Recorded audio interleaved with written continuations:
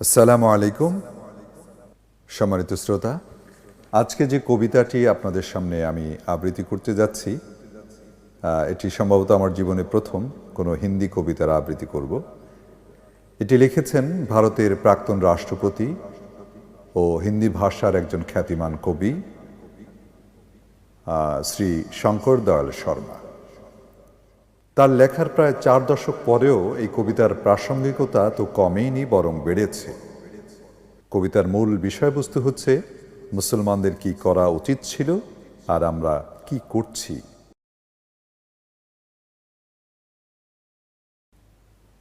আমল কি কিতাব থি, দুয়া কি কিতাব বানা দিয়া।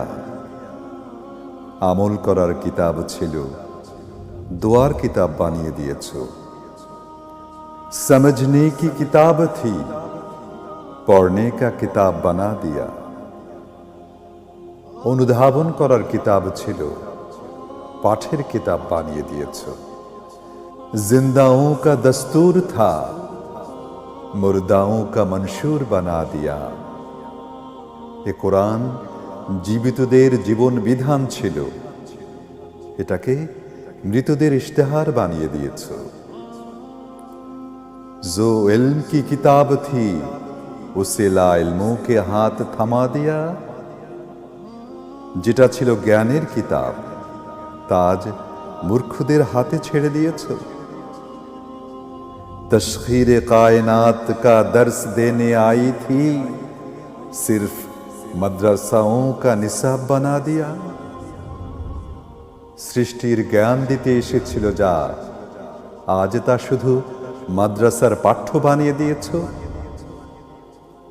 मुर्दा कौमों को जिंदा करने आई थी, मुर्दों को बख्शवाने पर लगा दिया। মৃত জাতিদের বাঁচিয়ে তুলতে এসেছিল যে কোরআন, আজ তা মৃতের জন্য দোয়ার কাজে লাগিয়ে দিয়েছ। আয়ে মুসলমানো, ये तुमने क्या किया। আয়ে মুসলমানো, ये तुमने क्या किया। হে মুসলমান, এ তোমরা কি করেছ। হে মুসলমান, এটা তোমরা কি করলে।